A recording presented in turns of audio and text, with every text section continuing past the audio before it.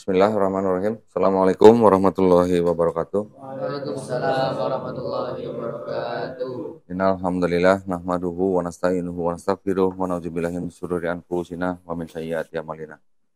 May yahdihillahu fala mudhillalah wa may yudhlil fala hadiyalah. Asyhadu an la ilaha illallah wahdahu la syarikalah wa asyhadu anna Muhammadan abduhu wa rasuluh. Allahumma shalli wa sallim wa barik ala sayyidina Muhammadin wa ala alihi wa sahbihi ajmain. Amma ba'd. Alhamdulillah, pada hari ini kita masih diberikan nikmat sehat ya, dan terutama adalah nikmat Islam sehingga kita masih bisa melanjutkan pertemuan kita. Sekarang pertemuan ke-12 berarti ya? Ya, Ustaz. Coba absen. Hadir berapa orang? 12. Dua-duanya?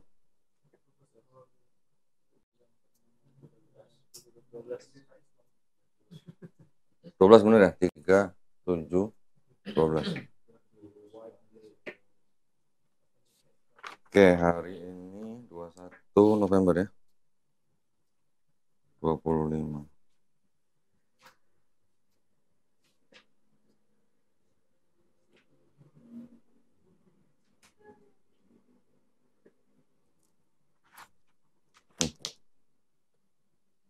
Ya. Baik.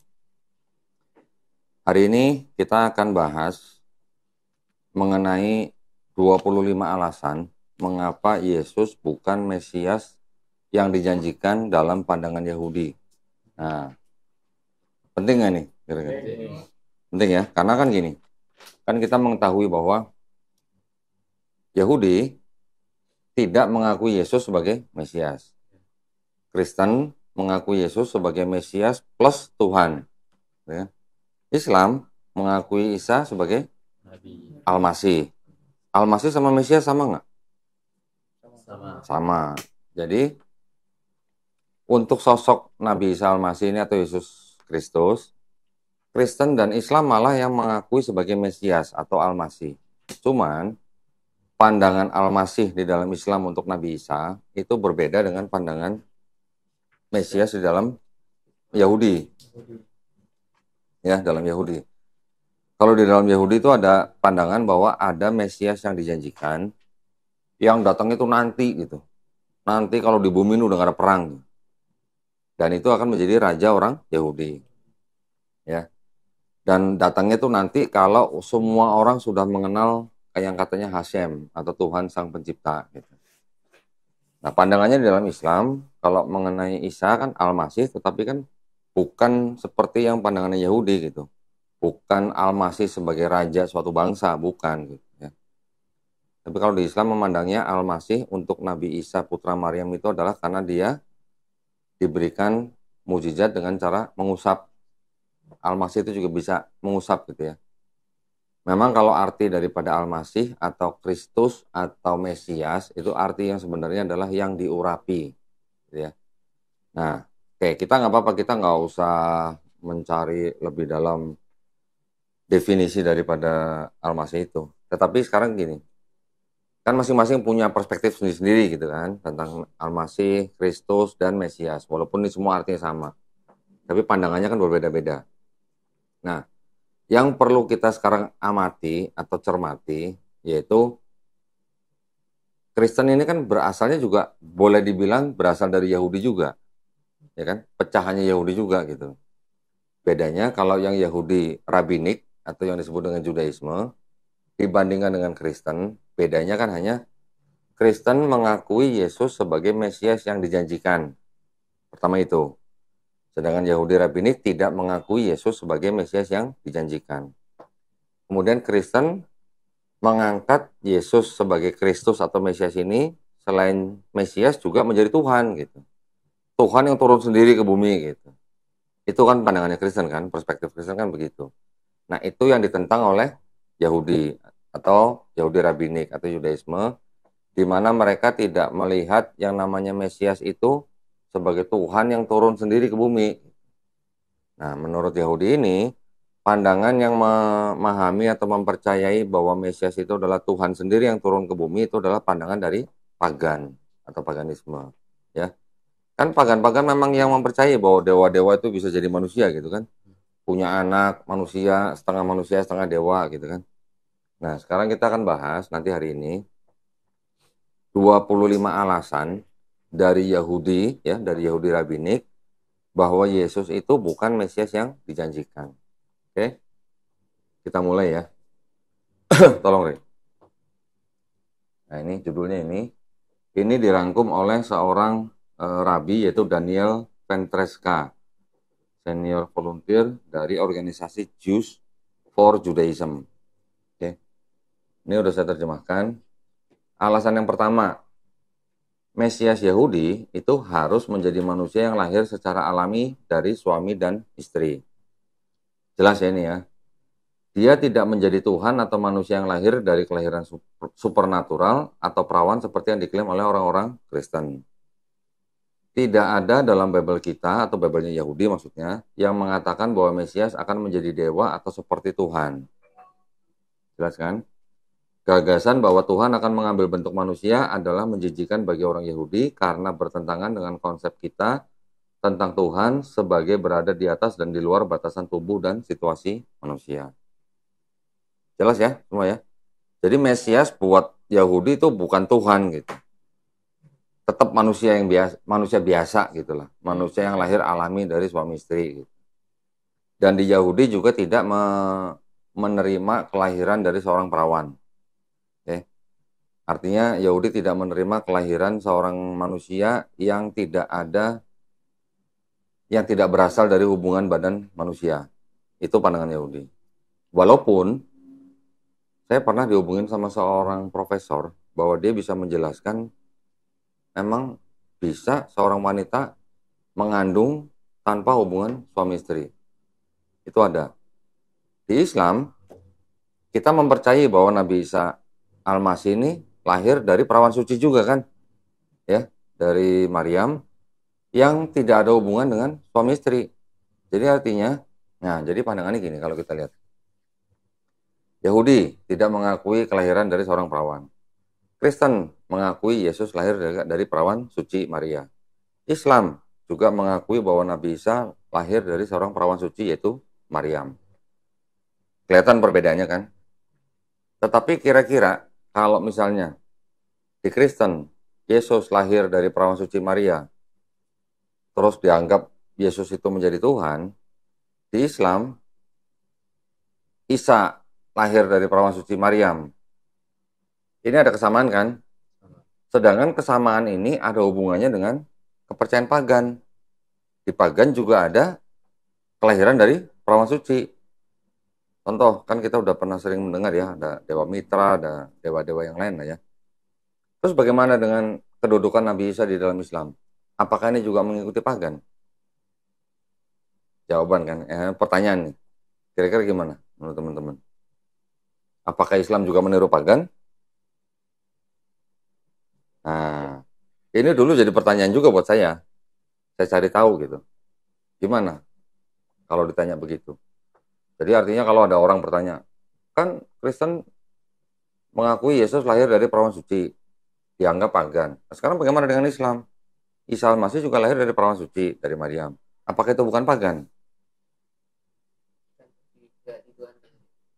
Satu tidak dituankan. Tetapi konsep bahwa ada manusia bisa lahir dari perawan suci itu yang dipertanyakan.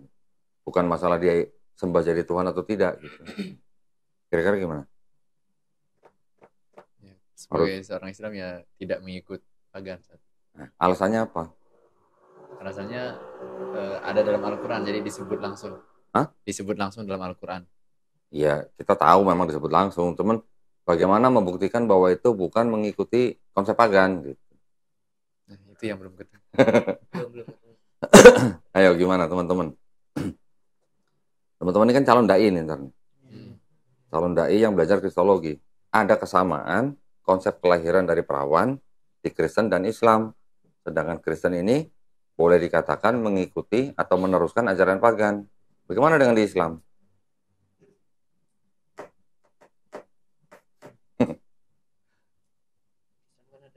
PR. Kristen juga ada mukjizat. Yahudi juga ada mukjizat. Gimana? Jawaban yang paling logis, ya, yang paling logis nih ya. pada zaman Nabi Musa diutus, itu orang-orang hidup pada zaman apa? Zaman Mesir. Iya, zaman Mesir itu zaman apa? Orang itu bisa percaya kalau dia melihat apa? Sihir, ya kan? Jadi Nabi Musa diutus pada zaman orang hidup pada zaman sihir. Terus kemudian Nabi Isa lahir pada zaman apa? Pengobatan. Pengobatan, ya, atau penyembuhan, gitulah. Jadi orang yang bisa menyembuhkan dianggap ditinggikan, gitu ya. Tetapi juga pada saat yang sama, pada saat ini dari Nabi Musa sampai Nabi Isa, ini kan orang-orang semua juga sudah banyak yang mengikuti sistem kepercayaan pagan, yang mempercayai atau menyembah dewa-dewa, gitu kan? Dewa-dewa terutama dewa-dewa yang triad gitu. Nah, justru di dalam Islam itu Isa bisa dikandung oleh seorang perawan suci itu justru karena memang Allah Subhanahu wa taala ingin menunjukkan kuasanya pada zaman orang-orang yang percaya pagan gitu. Paham ya maksudnya? Jadi pada saat itu Allah Subhanahu wa taala menunjukkan kuasanya bahwa Allah Subhanahu wa taala juga bisa membuat seorang perawan suci hamil sebagai utusan gitu. Tetapi yang diutarakan atau disampaikan oleh Nabi Isa ini kan apa? Dari mulai Nabi Isa mundur ke belakang, Nabi Sulaiman, Nabi Daud, Nabi Musa, Nabi Abraham, Nabi Adam alaihissalam, semua pesannya apa? Apakah berbeda pesan Nabi Isa ini dengan nabi-nabi sebelumnya? Tidak. Apa pesannya? Nah, kan hanya untuk menyembah dan bersujud kepada satu Tuhan pencipta, gitu kan? Nah, itu yang perlu kita garis bawahi, gitu ya.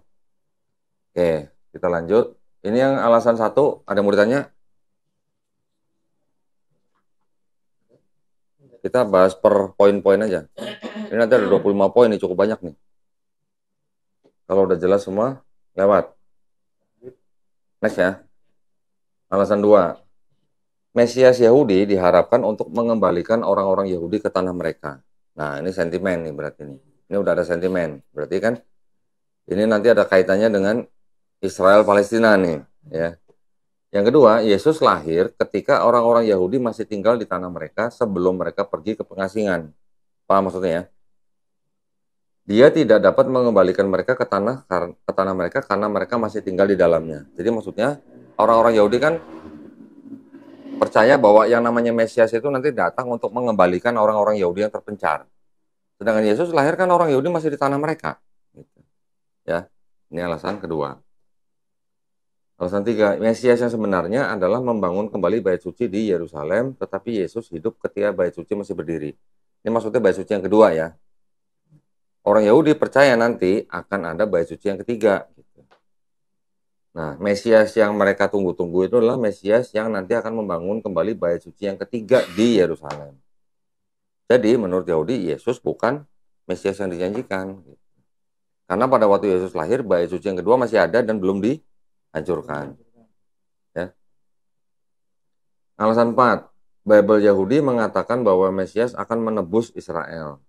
Di dalam kasus Yesus justru terjadi sebaliknya. Tidak lama setelah kematiannya, bait suci di Yerusalem dihancurkan. Yerusalem disia-siakan dan orang-orang Yahudi pergi ke pengasingan untuk memulai penganiayaan selama 2000 tahun yang sebagian besar dilakukan oleh para pengikut Mesias.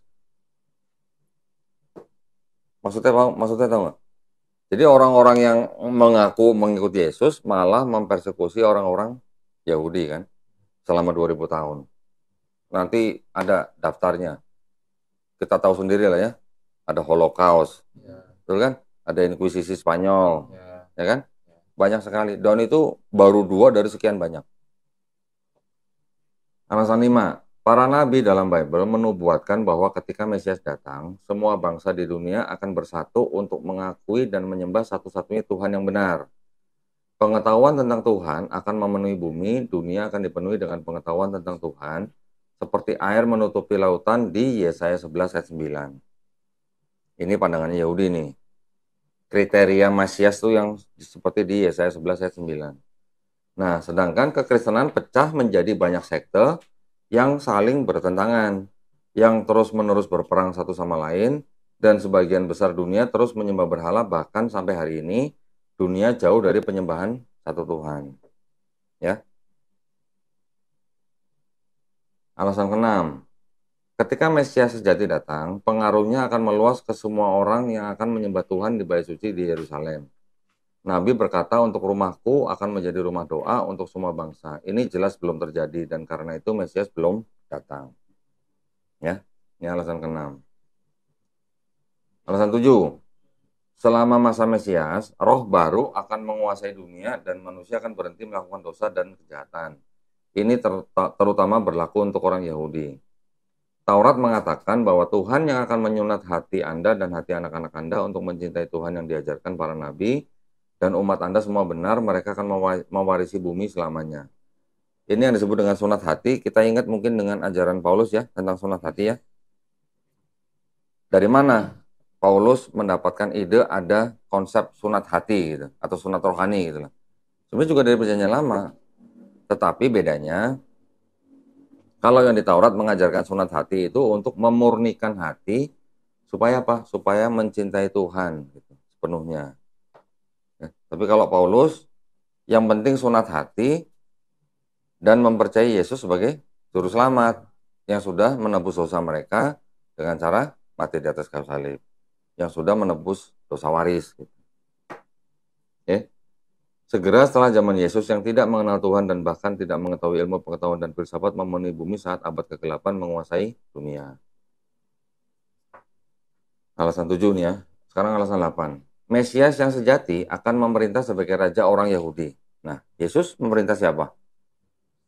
Secara pemerintahan. Nggak pernah kan? Sepertinya jadi pejabat aja belum pernah gitu kan? Yesus ya. Karir Yesus seperti yang dijelaskan dalam Perjanjian Baru berlangsung selama 3 tahun di mana ia disalibkan oleh orang Romawi sebagai penjahat biasa. Dia tidak pernah berfungsi sebagai apapun kecuali pengkhotbah, pengembara, dan penyembuh iman. Tentu saja dia tidak memegang posisi resmi atau menjalankan aturan apapun. Maksudnya di pejabat pemerintahan gitu ya. Jadi boro-boro menjadi raja orang Yahudi, menjadi pejabat pemerintahan saja tidak gitu. Apalagi kan pada saat itu kan bangsa Yahudi memang sedang berada di bawah penjajahan bangsa Romawi, gitu kan? Jadi tidak masuk kriteria sebagai Mesias yang dijanjikan. Alasan 9, selama masa nubuatan Mesias akan kembali kepada orang-orang Yahudi dan hadirat Tuhan akan tinggal di antara kita. Dan sesudah itu aku akan mencurahkan rohku ke atas seluruh umat manusia dan anak-anakmu laki-laki dan perempuan akan bernubuat. Ada di Yeskiel pasal 37 ayat 27 dan nubuatan ini juga belum digenapi. Ya. Alasan 10. Salah satu tugas utama Mesias adalah membawa perdamaian ke seluruh dunia. Pada zaman Mesias tidak akan ada lagi perang dan produsen senjata akan berhenti. Nabi Yesaya berkata, dan mereka akan menempa pedang-pedang mereka menjadi mata bajak dan tombak-tombak mereka menjadi pisau pemangkas. Bangsa tidak akan lagi mengangkat pedang melawan bangsa dan mereka tidak akan belajar perang lagi. Yesaya 2 ayat 4. Ya. Namun, negara-negara Kristen sangat suka berperang dan perang telah berlangsung hampir tanpa henti sejak zaman Yesus hingga termasuk hari ini. Betul kan? Ya kita tahulah anggotanya NATO siapa aja ya. Ya kan? Alasan 11. Perjanjian Baru sendiri mengklaim bahwa nubuatan tentang Mesias harus diwujudkan dalam generasi Yesus sendiri. Kitab Markus dengan jelas mengatakan dengan jujur, aku berkata kepadamu bahwa generasi ini tidak akan berlalu sampai semua hal ini terjadi. Dalam Matius, Yesus dikutip mengatakan bahwa kerajaan surga sudah dekat, ya di Matius 3 ayat 2. Namun 2000 tahun telah berlalu dan masih belum ada yang tercapai. Ya kan sampai sekarang belum terrealisasi kan? Oke. Alasan 12. Tidak ada tempat dalam Bible Yahudi yang mengatakan bahwa Mesias akan datang sekali, kemudian dibunuh, dan kembali lagi dalam kedatangan kedua ribuan tahun kemudian. Tahu maksudnya? Ya. Dalam Bible-nya Yahudi, yang di tanah, tidak ada cerita yang namanya Mesias itu datang, terus dibunuh, terus pergi, terus datang lagi gitu. Nggak ada begitu. Sedangkan di Perjanjian Baru, punya Kristen, kan begitu. Yesus dan Mesias udah dibunuh, bangkit, pergi, nanti mau datang lagi katanya gitu. Itu tidak sama konsepnya dengan Mesias di Yahudi. Ya. Ide kedatangan kedua adalah rasionalisasi murni dari kegagalan Yesus untuk berfungsi dengan cara apapun sebagai seorang Mesias atau untuk memenuhi salah satu nubuatan mesianik dari Taurat atau para nabi. Gagasan kedatangan kedua adalah murni penemuan Kristen tanpa dasar dalam Bible. Maksudnya penemuan Kristen tanpa dasar dalam Bible ini Bible-nya Yahudi gitu. Ya. Jadi buatan Kristen gitulah. Kedatangan kedua gitu idenya. Oke. Sampai sini jelas ya. Alasan 13, Bible mengatakan bahwa Mesias akan diturunkan secara langsung dari Raja Daud melalui putra Daud Salomo. Artinya diturunkan itu keturunan langsung. Ya. Namun jika Tuhan adalah ayah Yesus, bukankah agak konyol untuk mengklaim bahwa dia adalah keturunan Raja Daud dari pihak ayahnya? Nah, ini maksudnya di dalam perjanjian baru sendiri dikatakan bahwa kan Yesus bukan anak kandungnya Yusuf. Ya, jadi tidak mungkin Yesus itu bisa dianggap sebagai keturunan langsung daripada Daud. Gitu. Itu juga ditolak oleh Yahudi. Gitu. Karena yang dinubuatkan akan menjadi Mesias nanti itu harus keturunan langsung dari Daud melalui putranya Salomo. Oke. Alasan 14, mengapa beberapa misionaris bersikeras mendistorsi arti kata-kata para nabi untuk mendukung klaim mereka? Salah satu contoh istilah Ibrani dalam Yesaya almah atau ha'almah, perempuan muda ya, yang berarti seorang wanita muda, salah diterjemahkan dalam Bible Kristen sebagai perawan. Ini yang salah satu kemarin saya perdebatkan dengan Pendeta Budi Asali ini. Okay. Banyak sarjana Kristen sekarang mengakui bahwa ini adalah penipuan yang soleh. Tahu nggak penipuan yang soleh? Penipuan tapi soleh gitu. Apa ya? Apa ya jadi istilahnya? Penipuan baik-baik. Dan sekarang menerjemahkan kata itu dengan benar. Nah, kalau kita lihat yang di LAI, itu malah menerjemahkannya benar dengan perempuan muda, LAI. Tapi kalau di KJV dan versi-versi Bible yang lain, semuanya menerjemahkan dengan kata virgin.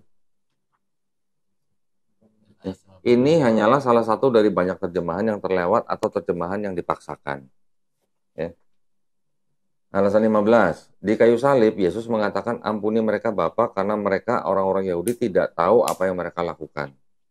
Mengapa beberapa orang Kristen bersikeras menganiaya orang Yahudi jika Yesus sendiri memberikan instruksi untuk mengampuni mereka? Paham maksudnya?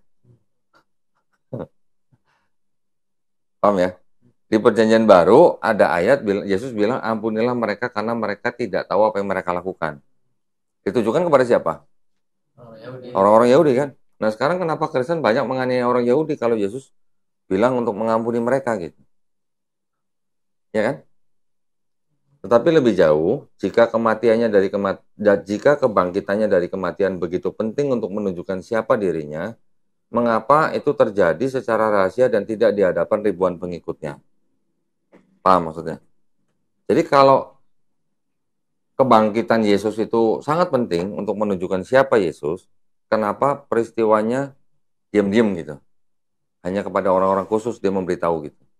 Kenapa pada waktu setelah Yesus bangkit, dia tidak datang kepada imam-imam Yahudi, mengatakan gitu, bahwa saya sudah mati 3 hari dan bangkit gitu. Inilah saya Mesias yang dijanjikan gitu. Paham ya? Ada nggak di Bible begitu? Nggak ada kan, di perjanjian baru kan? Yesus hanya menunjukkan diri kepada orang-orang tertentu atau murid-muridnya, setelah itu diangkat. Ya, walaupun ada kisah misalnya ada 70 murid atau ada 500 orang yang diutus, tetapi Yesus kan tidak pernah datang ke imam-imam Yahudi yang menyerahkan itu kan. Tuh. Alasan 16. Yesus mengatakan bahwa ia tidak bermaksud untuk mengubah hukum Musa. Ya, ada ayatnya, janganlah kamu menyangka bahwa aku datang untuk meniadakan hukum Taurat dan para nabi. Aku datang bukan untuk meniadakannya, melainkan untuk mengenapinya. Karena sesungguhnya aku berkata kepadamu, sampai langit dan bumi berlalu, tidak sedikit pun tidak akan berlalu dari hukum sampai semuanya selesai. Itu maksudnya satu iota pun. Ya. Kemudian Yesus sendiri membatalkan beberapa hukum, sementara para pengikutnya akhirnya menghapus atau mengubah hampir semuanya. Namun Taurat sendiri dengan jelas menyatakan di banyak tempat atau di banyak ayat bahwa hukumnya abadi. Tidak pernah untuk dihapuskan. Dan bahkan orang-orang Kristen mengakui bahwa Bible Yahudi adalah firman Tuhan. Jika Taurat itu abadi dan Yesus sendiri mengakui tidak berniat untuk menghapusnya, mengapa orang Kristen merayakan hari Sabat pada hari Minggu? Paham ya? Orang Yahudi Sabatnya hari Sabtu. Kristen sabatnya hari Minggu, gitu kan. Ketika Tuhan dengan jelas menyebut hari Sabat Sabtu ini dan perjanjian yang kekal, mengapa orang Kristen makan babi padahal Taurat melarangnya? Ini juga sangat kontras kan, ajaran di perjanjian lama dengan ajaran di perjanjian baru. Udah jelas-jelas di perjanjian lama tidak boleh atau babi itu diharamkan. Di perjanjian baru, walaupun tidak secara eksplisit disebut babi, tapi prakteknya orang Kristen malah makan babi. Dengan alasan semua makanan halal gitu katanya. Menurut ajaran Paulus. Oke. Nah, yang di alasan 16 masih ada lagi. Apa alasan yang bisa diberikan orang Kristen untuk tidak merayakan Rosh Hasanah atau hari raya permulaan tahun dan Yom Kippur, hari penebusan atau hari pendamaian yang secara jelas disebutkan dalam Taurat. Ya, Kristen kenapa tidak mengikuti perayaan ini gitu. Argumen yang sama ini berlaku untuk ratusan hukum Taurat lainnya yang diabaikan oleh orang Kristen. Di sisi lain, Natal dan Paskah tidak disebutkan baik dalam Bible Yahudi atau Perjanjian Baru Kristen. Paham kan? Di Perjanjian Baru nggak ada Natal, nggak ada Paskah, tapi malah dirayakan. Festival-festival ini berasal dari pagan yang diadaptasi untuk penggunaan Kristen, tetapi Pesach yaitu perayaan keluarnya bangsa Israel dari Mesir, Sukot hari raya ponok daun setelah panen, dan Suwat atau Suwot itu hari raya memperingati Nuzulul Taurat gitu. Ada, mereka juga memperingati hari turunnya Taurat kepada Nabi Musa. Kan kita juga memperingati kan Nuzulul Quran kan? Mereka juga ada hari raya memperingati turunnya Taurat kepada Nabi Musa. Ya, dengan jelas dibicarakan dalam Bible, di atas semua itu Yesus tidak meminta agar perayaan-perayaan Bible tidak lagi dirayakan. Maksudnya kenapa Kristen tidak merayakan hari-hari ini gitu? Ya. Alasan 17, orang Kristen mengajarkan filosofi memberikan pipi yang lain dan mencintai musuh Anda. Apakah Anda tahu ada negara Kristen yang hidup dengan etik yang tidak praktis ini atau bahkan menganggapnya serius? Ada nggak? Ada? Pernah ngeliat orang Kristen ditampar pipi kanan kasih pipi kiri? Belum ya? Yang ada malah nantangin berantem ya? Bule-bule juga marah lah. Hah? Bule-bule juga kalau Bule-bule juga marah ya? Mungkin pendeta-pendeta aja kali mungkin yang bisa kali ya. Hah? Mungkin ya. Alasan 18. Banyak pernyataan Kristen tentang Tuhan yang kasih telah dipinjam dari Bible Yahudi dan agama Yahudi. Di antara banyak kutipan dari Taurat kami adalah cintailah sesamamu seperti dirimu sendiri, cintai orang asing karena kamu adalah orang asing di tanah Mesir, dan kamu harus mengasihi Tuhan Allahmu dengan segenap hatimu, dengan segenap jiwamu, dan dengan segenap kekuatanmu. Jika Tuhan adalah kasih, bagaimana orang Kristen dapat menjelaskan keheningan dan ketidakpedulian gereja dan sebagian besar negara Kristen, sementara 6 juta orang Yahudi digas dan dibakar oleh Jerman? Ya, paham kan? Mengapa keheningan seperti batu selama perang 6 hari? Perang 6 hari tahu ya? Perang negara Arab dengan Israel ya. Di mana kasih Kristen selama Inkuisisi Spanyol dan ratusan pogrom atau pembinasaan yang diilhami oleh para pendeta dan biarawan. Bertolak belakang kan jadinya kan? Padahal ajarannya kasihilah musuhmu. Kasihilah dengan cara dibakar. Loh, sekarang Hitler kan Kristen bukan? Kristen. Bagaimana caranya mengasihi musuhmu dengan cara dibakar?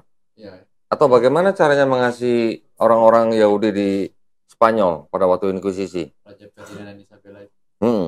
Ya, mereka malah memaksa orang untuk pindah agama. Iya, gimana mengasihi musuhnya itu di mana gitu? Dibunuh. Lah itu. Dengan segala macam peralatan gitu kan? Iya.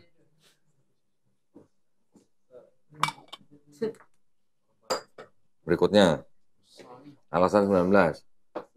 Yudaisme percaya bahwa Tuhan adalah abadi di atas dan di luar waktu. Tuhan tidak dapat dilahirkan, tidak dapat mati, tidak dapat menderita, tidak dapat menjadi daging, dan tidak dapat dibagi menjadi beberapa bagian, Bapa, Putra, dan Roh Kudus. Ini adalah gagasan pagan menurut Yahudi ya. Dan memang banyak buku-buku yang nggak dari Yahudi pun bisa menjelaskan bahwa Kristen memang adalah agama pagan gitu. Bukan saya ngomong, buku-buku itu yang ngomong. Ya. Tentu saja tidak ada Tuhan atau anak Tuhan yang bisa dipanggil di kayu salib karena Yesus seharusnya berkata apa? Tuhanku, Tuhanku, mengapa engkau meninggalkan aku? Jika dia atau Yesus adalah anak Tuhan, dia setidaknya akan mengatakan ayahku. Tahu maksudnya? Seumur hidupnya di perjanjian baru, Yesus tidak pernah memanggil Tuhannya dengan Eli, Eli gitu, nggak pernah. Tetapi hanya ketika di atas kayu salib, Yesus manggilnya Eli, Eli gitu. Kenapa Yesus nggak manggilnya Bapakku, Bapakku gitu? Ingat kan? Jadi kira-kira yang disalib itu Yesus bukan? Kalau dia manggilnya tidak seperti yang biasa dia panggil gitu. Bukan. Hah? Bukan. Tiap hari, tiap saat manggilnya Bapak, Bapak. Tiba-tiba di atas kayu salib manggilnya Eli, Eli gitu. Aneh kan? Ada kejanggalan gitu loh maksudnya. Alasan 20. Jika Yesus benar-benar Mesias, mengapa perjanjian baru mengakui bahwa semua rabi pada saat itu, pada masa itu, tanpa satu pengecualian pun menolak klaimnya? Ya, maksudnya rabi-rabi imam-imam Yahudi pada saat Yesus masih hidup, itu kan tidak ada yang menerima dia, tidak ada yang menerima klaimnya. Mengapa tidak ada seorang pun yang terpelajar atau seorang pemimpin terkemuka yang menerimanya? Ya. Alasan 21. Jika Yesus adalah Mesias, mengapa mayoritas orang Yahudi yang hidup pada waktu itu menolaknya? Mengapa pengikutnya terdiri dari segelintir orang yang hampir semuanya berpendidikan rendah? Mengapa keluarganya sendiri menentangnya? Siapa yang berada dalam posisi untuk menilai apakah dia adalah Mesias atau bukan? Nah ini ya. Umatnya sendiri yang cemas menunggu kedatangan Mesias atau orang-orang kafir yang tidak mengerti apa arti sebenarnya dari konsep Mesias? Ya. Alasan 22. Yesus memerintahkan murid-muridnya untuk berkhotbah kepada orang-orang Israel saja dan bukan kepada orang-orang bukan Israel. Namun murid-muridnya tidak mentaatinya dan melakukan hal yang sebaliknya. Dia jelas menganggap dirinya sebagai Mesias orang Israel dan bukan orang lain. Namun dia diterima oleh bangsa asing dan bukan oleh orang Israel. Paham ya maksudnya? Ada ayatnya kan? Aku diutus hanya untuk domba-domba tersesat dari bangsa Israel saja kan? Dan muridnya dilarang untuk pergi ke bangsa Samaria. Dilarang juga. Ya. Kenapa sekarang kebanyakan Kristen malah bukan orang Israel? Itu. Malah orang Eropa. Nah, ya. Indonesia lagi. Ngakunya Israel rohani gitu. Ya. Alasan 23. Jika Tuhan telah menolak orang-orang Yahudi karena tidak menerima Yesus seperti yang diklaim oleh orang-orang Kristen, mengapa kita atau orang Yahudi itu berhasil bertahan selama 2000 tahun dari penganiayaan Kristen? Bagaimana orang Kristen menjelaskan keajaiban bertahan hidup orang Yahudi? Mengapa Tuhan memulihkan kota Yerusalem dan tanah Israel kepada umatnya yang ditolak? Bagaimana kita menjelaskan fakta bahwa orang-orang Yahudi telah kita mendirikan kehidupan nasionalnya di tanah air kuno dan memiliki kota Yerusalem? Ini adalah fakta sejarah yang hidup tanpa paralel. Bukankah orang-orang Kristen sekarang harus mengakui bahwa kemunculan kembali negara Yahudi memang merupakan pengungkapan dan realisasi nubuatan Bible di zaman kita? Ini sentimen agama ya. Ya, tidak ada hubungan dengan Zionis nih. Oke. Jadi maksudnya kalau memang Tuhan telah menolak Yahudi sebagai orang-orang yang menolak Yesus sebagai Mesias, kenapa mereka masih bisa bertahan gitu sampai saat ini? Gitu. Alasan 23 juga, tidakkah ini menunjukkan bahwa banyak nubuatan Bible yang berbicara tentang kembalinya orang-orang Yahudi ke negeri ini merujuk kepada orang-orang Yahudi dan bukan kepada orang-orang lain? Banyak orang Kristen sering menyebut diri mereka sebagai orang Yahudi sejati atau Israel baru, yaitu Allah memilih mereka karena orang Yahudi menolak Yesus. Itu klaimnya Kristen ya. Bukankah kemunduran teologis ini menjadi alasan penolakan Paus untuk mengakui Israel dan keheningan Kristen selama perang 6 hari? Nah, pedas kan ini kan begini. Sekarang alasan 24. Kita para nabi memuat banyak nubuat tentang akhir zaman dan waktu Mesias yang belum terjadi. Ini semua akan terjadi ketika Mesias datang. Mengapa kita membutuhkan seorang Mesias? Untuk mengajarkan Taurat kepada dunia dan untuk menegakkan kerajaan Allah di bumi, jika orang-orang Kristen telah menghapus hukum Taurat jika mereka tidak lagi menganggap Taurat sebagai sah. Apa yang tersisa untuk diajarkan kepada umat manusia? tidak ada tempat Taurat menyarankan bahwa itu harus dihapuskan oleh Mesias. Sebaliknya, Taurat adalah kekal dan tujuan Mesias adalah untuk membawa kita ke hari ketika semua orang Yahudi akan menjalankan Taurat dan seluruh umat manusia akan mengakui kebenarannya. Kira-kira bisa dipahami ya. Nah, sekarang alasan 25 nih. Tidak ada satupun Taurat yang menyatakan bahwa kematian orang lain dapat membawa pengampunan atas dosa seseorang. Sebaliknya, setiap orang akan dihukum karena dosanya sendiri. Dan setiap orang harus bertobat untuk dosanya sendiri. Jiwa yang berdosa itu yang akan mati, anak laki-laki tidak akan dihukum karena dosa atau dosa ayah mereka. Gagasan bahwa kematian orang lain 2000 tahun yang lalu dapat membawa pengampunan dari Tuhan atas dosa-dosa saya adalah tidak masuk akal dan tidak berdasar. Setiap orang harus kembali kepada Tuhan, setiap orang berdosa harus mengubah jalannya sendiri dan mencari pengampunan Tuhan. Ini konsep begini kan sama ya dengan Islam ya. Siapa yang berdosa itu yang nggak selamat kan? Yang bertakwa itu yang selamat kan? Nah, oke, jadi gitu ya. Itu adalah 25 alasan dari perspektifnya Yahudi mengapa Yesus bukan Mesias yang dijanjikan. Sampai sini ada pertanyaan?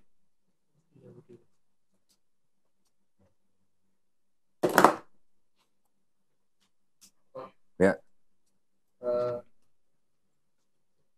Apakah orang Kristen tahu sebenarnya orang Yahudi itu mereka memiliki kebencian juga dengan mereka Kristen? Yahudi maksudnya Yahudi membenci orang Kristen. Apakah orang Kristen tahu kalau orang Yahudi itu membenci mereka? Kan tahunya kita Kristen itu menganggap bahwa Yahudi itu sama mereka. Tahu lah. Nah, itu yang diludahin gimana? Tapi begini. Ada juga orang-orang Yahudi ya, itu yang masuk Kristen. Ya, ada juga orang-orang Yahudi masuk Kristen. Contohnya kayak Dr. Michael Brown itu.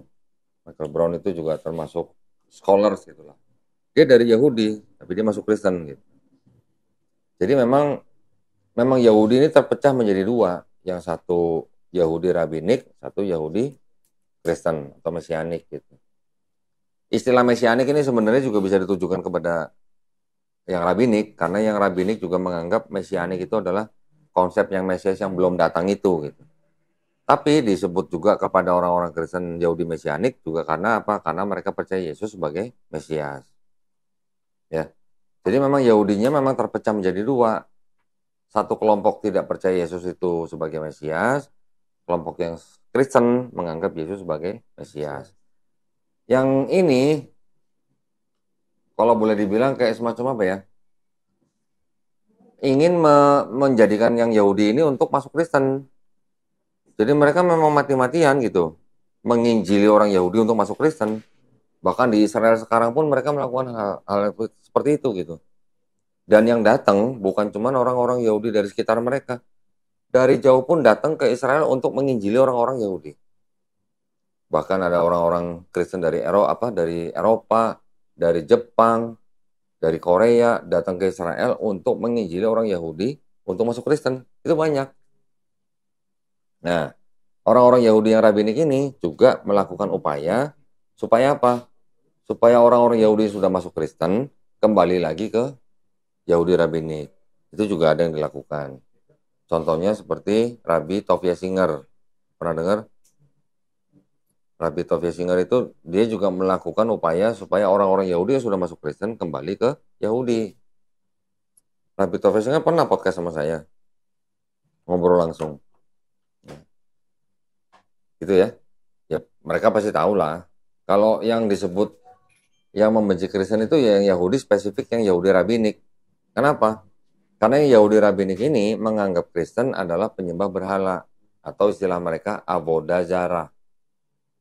Avodah Zarah itu orang-orang yang menyembah selain Tuhan, yaitu penyembah berhala. Atau penyembahan asing gitulah.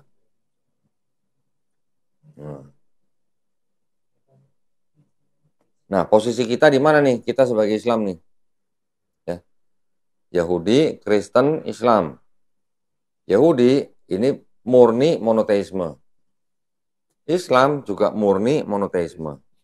Kristen oleh Yahudi dan oleh Islam disebut tidak murni monoteisme. Jadi yang kita pernah pelajari kan, ada penggabungan antara monoteisme dan politeisme menjadi apa? Monopoliteisme gitu.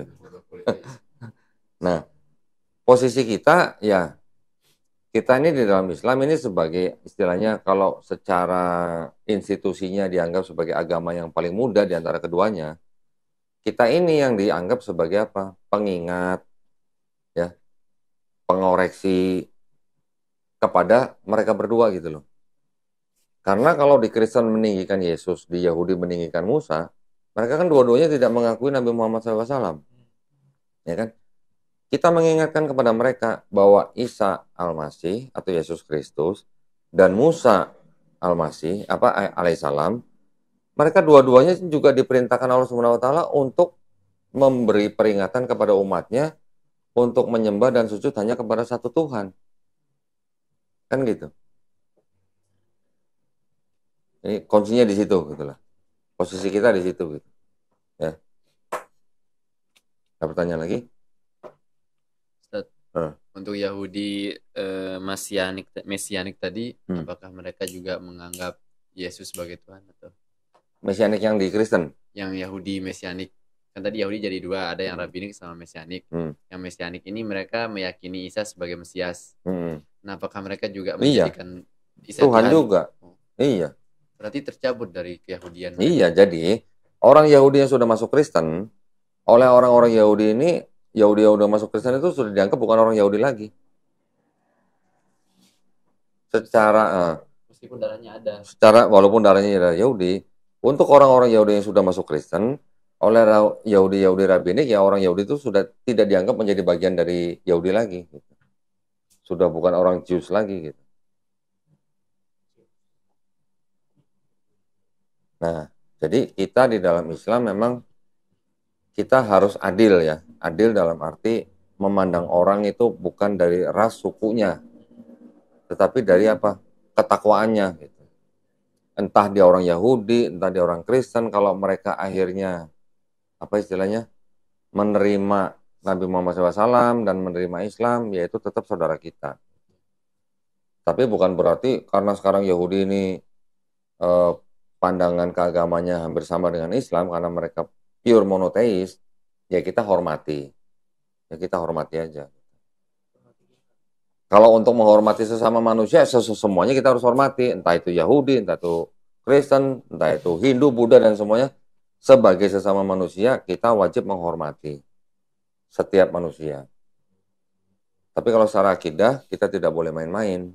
Kita tidak boleh nego-nego gitu. Lagi? Mesias tadi kan Al-Masih. Al-Masih kalau di Islam itu ada dua. Dajjal. Dajjal. Jangan jauh-jauh dong mic-nya. Dajjal. Dan Isa Al-Masih. Terus kemudian Yahudi yang menunggu Mesias tadi, yang ditunggu Isa Al-Masih atau Dajjal Masih? Yahudi yang menunggu Al-Masih, yang menunggu Mesias. Yang Mesias. Pandangannya Yahudi dengan Mesias yang dijanjikan itu, Mesias itu kan menjadi rajanya mereka gitu. Dari manusia biasa. Dari manusia biasa. Kalau di dalam Islam yang kita sebut dengan Dajjal itu adalah Mesias palsu, Al-Masih palsu. Gitu. Ya walaupun ya ada beberapa pandangan bahwa Yahudi ini yang mempersiapkan Dajjal gitulah. Ada kan begitu kan? Ya. Itu masih sebatas teori gitu. Atau baru sebatas tafsir gitulah. Lagi?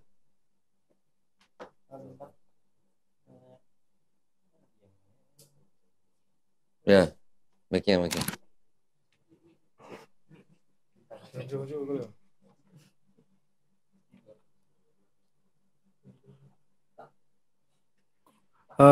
Kok kan di Yahudi artinya Mesias belum keluar ya, belum muncul, belum datang. Ya belum datang Mesias. Sedangkan di Kristen sendiri Mesias itu ialah Kristus sendiri, ya. Artinya sudah datang. Lantas kapan Mesias datang dalam agama Yahudi dan bagaimana bentuk ciri-cirinya? Kan tadi udah dijelasin di awal. Ya. Mesias itu akan datang kalau di bumi ini sudah tidak ada perang. Itu ciri-cirinya yaitu manusia biasa yang lahir dari hubungan suami istri, bukan orang yang lahir dari perawan suci gitu. Bukan, maksudnya artinya dia sama aja seperti manusia biasa seperti ini ya? Iya. Manusia biasa, dan nanti dia akan memimpin orang-orang Yahudi kembali ke tanah mereka. Tanah mereka ini maksudnya Israel. Nah sekarang Israel kan udah jadi negara. Siapa Mesiasnya? Nah belum ada. Berarti kecepatan kan itu kan? Itu maksudnya. Makanya masih ada kelompok Yahudi yang menentang negara Israel. Iya, yang orang-orang Yahudi dari ultra ortodok ya. Kita sudah belajar kemarin kan perpecahannya kan. Masih ada orang-orang Yahudi yang menentang negara Israel karena buat mereka negara itu belum waktunya dibuat atau didirikan gitu. Karena untuk mendirikan negara Israel itu nanti tunggu informasi atau konfirmasi dari Tuhan gitu. Nah, sekarang siapa yang kita pernah dengar orang Israel yang pernah menerima informasi dari Tuhan bahwa sudah waktunya negara Israel itu dibangun atau didirikan? Theodor Herzl aja kayaknya nggak pernah ngomong gitu. Nah, gitu. Nah, ini jadi konflik suatu bangsa gitu.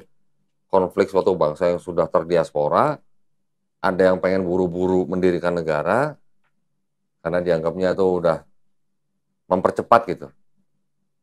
Mempercepat kedatangan Mesias gitu. Nah, padahal kalau menurut Bible-nya mereka sendiri, Mesias itu nanti akan datang kalau sudah tidak ada perang. Nah, ini sampai sekarang masih ada perang. Senjata masih dibikin terus. Kan tadi dibilang, yang tombak-tombak kan menjadi pisau gitu kan, bukan menjadi senjata lagi. Artinya senjata semua sudah dilucuti gitu. Baru Mesias datang. Ya. Kalau nanya kapannya jangan nanya saya nggak tahu kapan. Lagi. Ini kenapa penting kita ketahui? Kenapa penting? Karena kan biar bagaimanapun kita sebagai pembelajar kristologi kan kita harus tahu posisinya. Posisi Yahudi, posisi Kristen, posisi Islam. Kita harus tahu posisinya nih. Oh, ternyata Kristen itu timbul karena ada perpecahan ideologi ini. Timbul karena ada perpecahan ideologi Mesias misalnya. Mesias yang di Yahudi dianggap belum datang, di Kristen dianggap sudah datang gitu. Mesias yang di Yahudi dibilang bukan Tuhan, di Kristen Mesias itu adalah Tuhan gitu. Kita harus paham posisi ini gitu. Jadi kalau berdialog kita udah tahu gitu. Nah, Mesias itu kan begini, ditentang sama Yahudi gitu. Ya. Lagi tanya. Waktu itu saya pernah nonton video.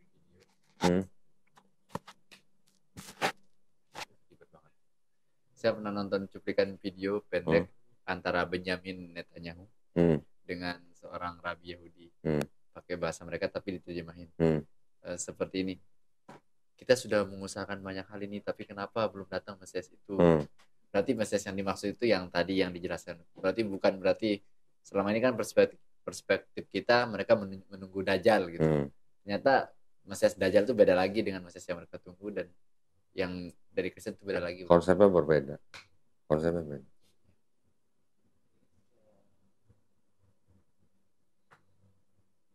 Konsepnya berbeda.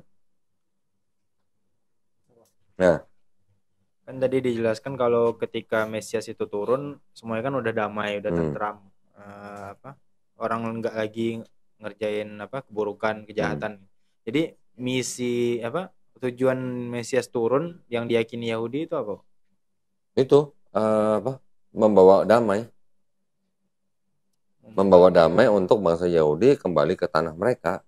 Oh, membawa Yahudi ke tanah mereka ketika semuanya udah damai gitu. Kalau di dalam kayak mungkin pernah dengar istilahnya apa sih? Konsep adanya nanti orang yang membawa perdamaian gitu. Kalau masalah di Jawa juga ada istilahnya apa tuh? Ratu Adil. Ya? Ratu Adil. Nah, itulah seperti itu. Seperti itulah. Jadi ternyata bukan orang Jawa aja yang punya konsep gitu. Orang Yahudi juga punya gitu. Oh, benar, konsepnya belakangan. Hah? Konsep Ratu Adil itu belakangan. Iya. Ya mungkin, ya nggak tahu adopsi dari mana, nggak tahu. Berarti dia puncak dari keadilan di akhir zaman nanti. Iya, sudah nggak ada perang gitu. Ya, kalau kita tadi Mahdi ya. Iya. Tapi kalau yang dibilang tadi apa? Siapa? Netanyahu. Nah, kalau dia bilang sudah ngusahain untuk turunnya Mesias dengan perang kan nggak masuk akal. Sementara yang orang masih ada perang. Nah, ya masih ada perang kok gimana? Dia sendiri yang itu makanya bisa dikatakan orang-orang Zionis itu adalah orang-orang yang ingin mempercepat kedatangan Mesias gitu. Bait suci ketiga kan mereka sedang usahakan untuk segera dibangun. Belum lagi nanti ada yang apa tuh, sapi merah. Ya. Itu mereka sudah mengusahakan. Nah, ya walaupun masih teori ya yang mengenai bait suci ketiga ya, yang mereka membuat terowongan apa segala macam di bawah Masjidil Aqsa atau gimana, itu kita belum pernah lihat buktinya ya lah ya. Ya, walau-walam.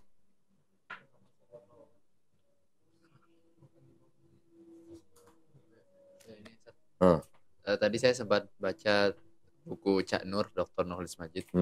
Jadi dia sedikit membahas tentang Palestina. Nah, untuk pengistilahan Zionis itu sendiri, Zion, kan ada sebut Bukit Zion. Nah, apa yang dimaksud dengan Bukit Zion itu? Dan pengistilahan Zionis itu gimana itu, Ustaz? Zion, kan tadi Zion itu kan nama bukit. Kalau dibilang Zionisme ya orang-orang yang ingin kembali kepada tanah yang dianggap sudah dijanjikan kepada mereka gitu. Karena ada ayat ya. Bukit Zion itu.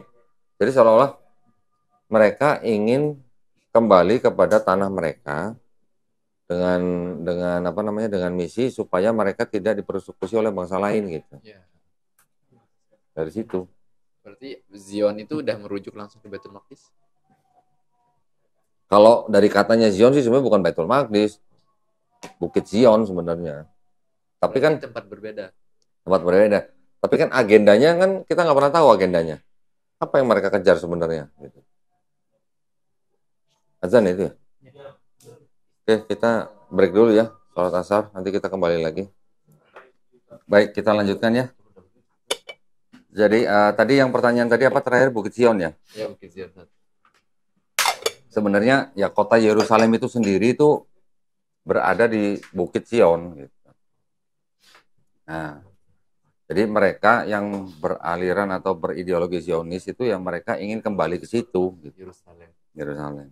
Ya, di dalam Yerusalem ada apa ya kita udah tahu sendirilah. Ya. Entah apakah mereka ingin menguasai Masjidil Aqsa atau pokoknya ingin menguasai komplek itulah. Karena kan komplek itu yang menjadi situs paling apa dibilangnya?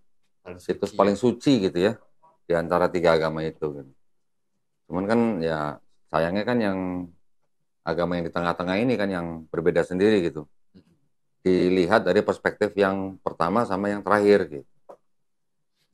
Perspektifnya gitu. Terakhir sedikit. Silakan.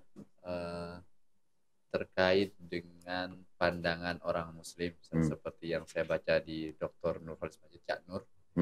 Beliau mengatakan bahwa Ibrahim itu membawa 3 agama sekaligus.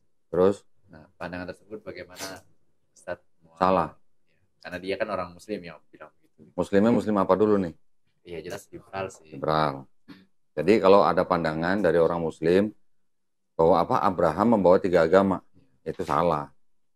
Kita tanya balik aja. Nabi Ibrahim alaihissalam apakah ngajarin Trinitas? Enggak. Nabi Ibrahim alaihissalam ngajarin apa? Tauhid. Menyembah kepada siapa? Allah. Ya, terus bagaimana bisa dibilang Nabi Ibrahim membawa 3 agama coba? Kalau orang Yahudi menyebut dirinya sebagai Judaism, orang Kristen menyebut dirinya sebagai Kristen, pertanyaannya, apakah Nabi Musa mengajarkan Judaism? Tidak. Apakah Nabi Isa atau Yesus mengajarkan kekristenan? Tidak.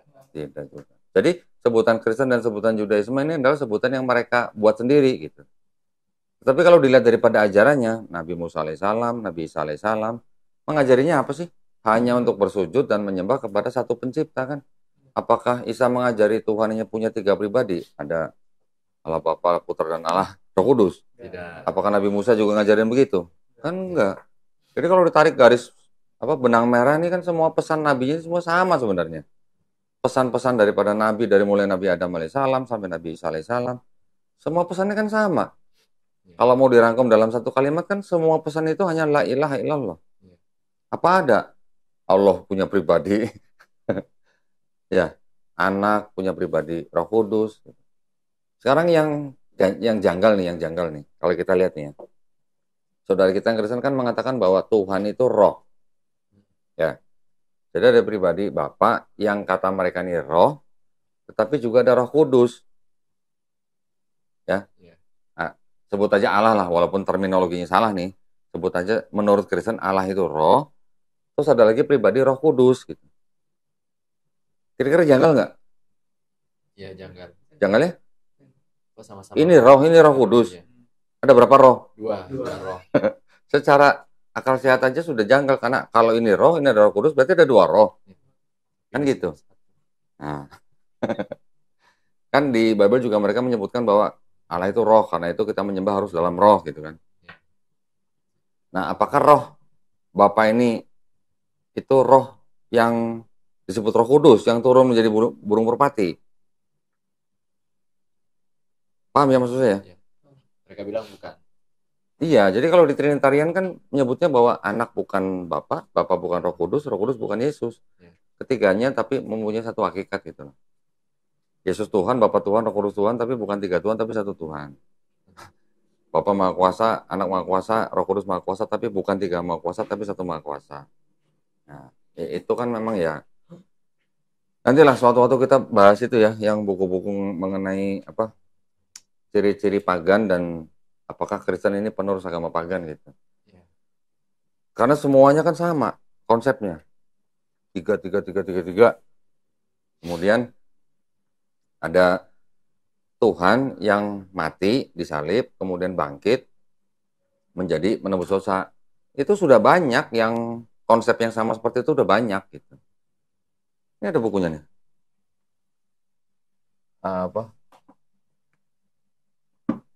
Siapa aja nih? Ini juru selamat yang disalib. 17. Jadi 16 juru selamat yang disalib di dalam dunia kekristenan sebelum Kristus. Jadi sudah ada konsep yang sama dengan Kristen sekarang. Mungkin tidak persis sama, tapi konsep-konsepnya mirip gitu. Mirip sekali gitu. Udah ada 16 sebelum Yesus. Tapi mungkin detailnya paling bagus yang di Kristen, detailnya ya. Dan ada sebuah sosok Dewi Inanna. Dewi Inanna kalau nggak salah itu dari mana ya? Babilonia atau Persia gitu. Dewi Inanna meninggalkan surga, turun ke dunia orang mati. Turun ke dunia orang mati artinya mati kan? Iya. Terus pada hari ketiga dia bangkit. Apa bedanya sama Yesus? Nggak ada. Yesus juga disebut dia juga turun ke dunia orang mati menurut daripada Apostle Creed gitu. Apostle Creed itu adalah pernyataan iman para murid atau para rasul gitu. Ingat ya, istilah rasul di Islam sama di Kristen beda nih. Kalau di Islam rasul itu adalah nabi yang menerima risalah. Kalau dalam Kristen rasul itu artinya murid Yesus. Menerima ilham ya. Jadi kalau Paulus bilang aku rasul Yesus, dia mengaku sebagai murid Yesus. Beda dengan pengertian rasul di Islam. Di Islam kan ada nabi, ada rasul. Ya. Kalau rasul itu adalah juga nabi, tapi yang menerima risalah gitu. Ya, kira-kira gitu. Ya, jadi nanti sekali waktu kita bahas ya.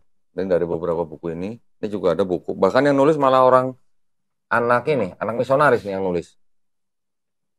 Arthur Weigel, The Paganism in Our Christianity. Paganisme di dalam kekristenan kita gitu. Yang nulis Arthur Weigel, anak misionaris. Dia adalah seorang Egyptologis. Ya, ahli Mesir kuno gitu. Ahli budaya Mesir kuno.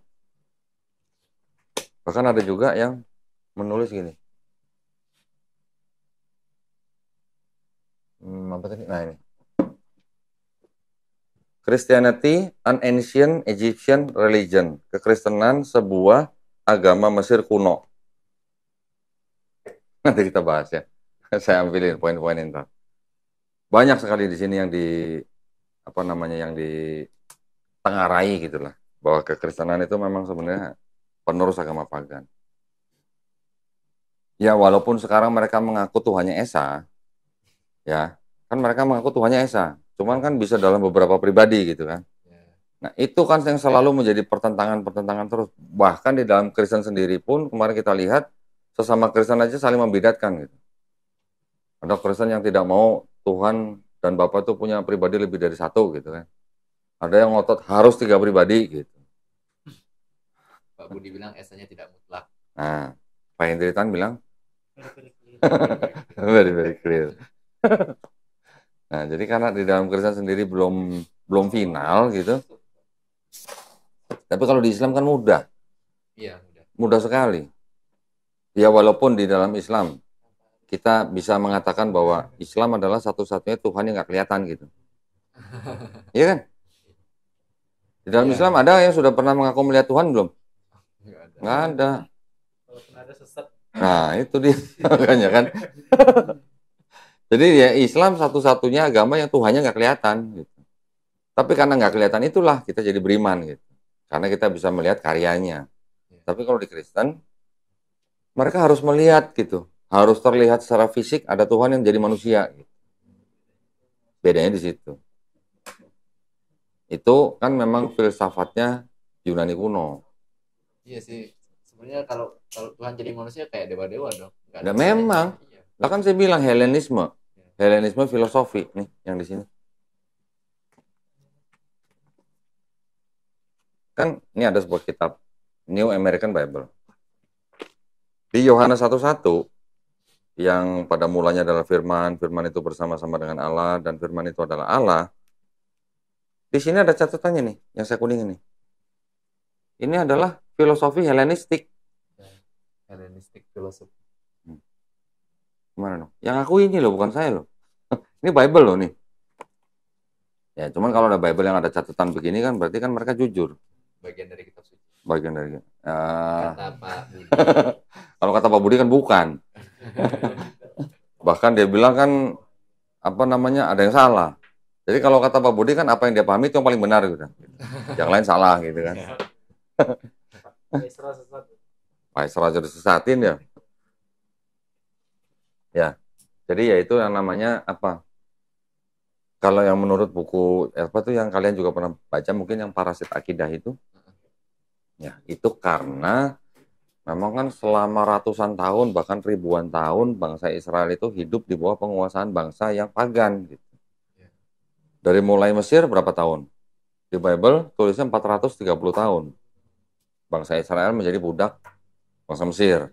Bangsa Mesir pagan.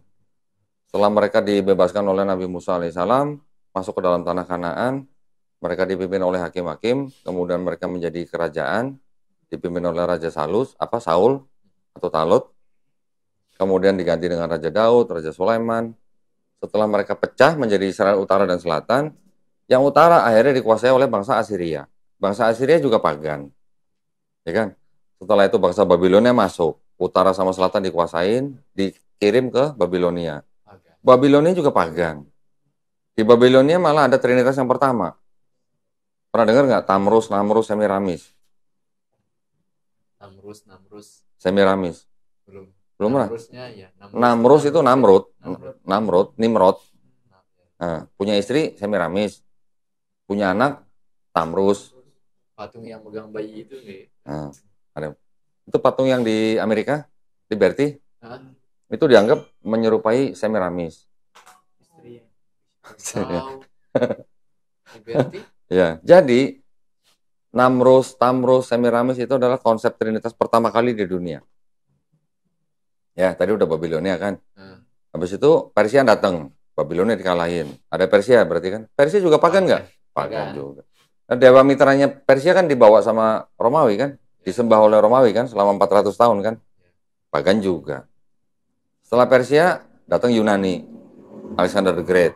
Sekian ratus tahun juga di bawah Yunani. Yunani apa lagi? Ya kan? Setelah Yunani diganti Romawi. Sama aja. Romawi Yunani kan 11-12.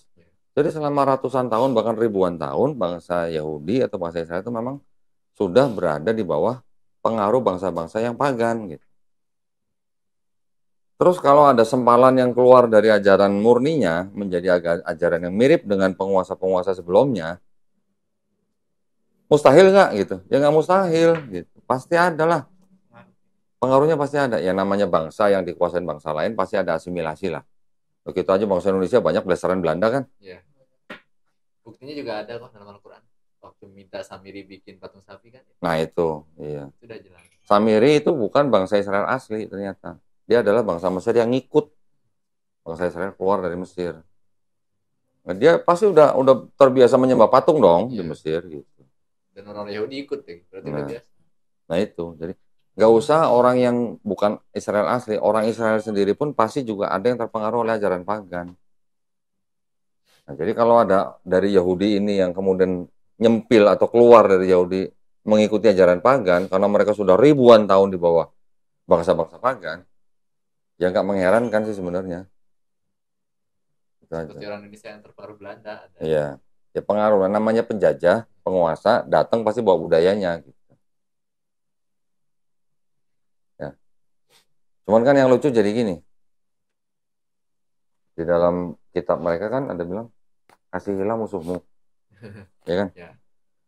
Terus setelah berapa lama, sekian ratus tahun, sekian ribu tahun, kitab itu yang ada ajaran kasihilah musuhmu dibawa sama bangsa yang ingin menguasai bangsa lain dengan cara kolonialisme.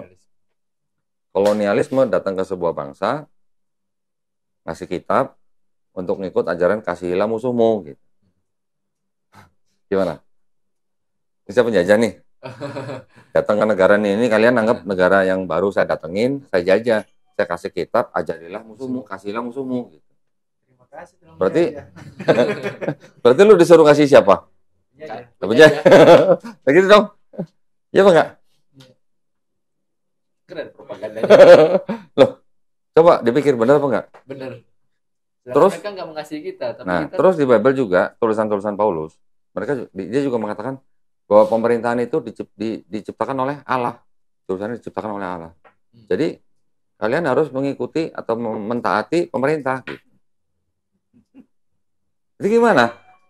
Kalau negara yang dijajah disuruh mengasihi musuhmu, disuruh taat kepada pemerintah, berarti supaya apa? Supaya nggak berontak dong. Ya, ya udah gitu. Ayatnya ada. Ayatnya ada kan, kasihilah musuhmu, taatilah pemerintahmu, gitu kan. Bahkan Yesus sendiri dikasih koin, kita bayar pajak nggak? Kata Yesus, di koin itu udah gambar siapa? Kaisar. Ya udah bayar pajak Kaisar, gitu. Ada kan ayatnya? Ada. Bahkan Tuhan Yesus sendiri ikut bayar pajak. Tuhan bayar pajak. Tuhan bayar pajak.